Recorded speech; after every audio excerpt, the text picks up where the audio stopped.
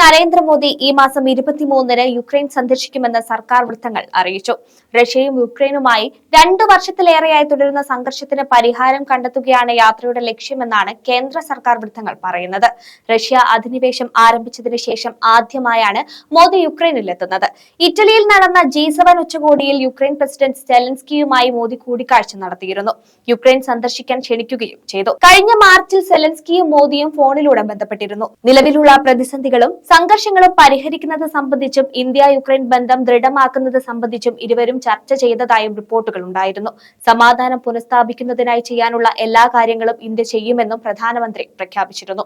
Ukraine Russia യുദ്ധം ആരംഭിച്ചതു മുതൽ ചർച്ചകളിലൂടെയും നയതന്ത്രത്തിലൂടെയും മാത്രമേ പരിഹാരം സാധിക്കുകയുള്ളൂ എന്ന നിലപാടായിരുന്നു ഇന്ത്യ സ്വീകരിച്ചത്. സമാധാന ശ്രമങ്ങൾ എന്ത് സംഭാവന നൽകാനും തങ്ങൾ തയ്യാറായിരുന്നെന്നും മോദി ഉറപ്പു നൽകി.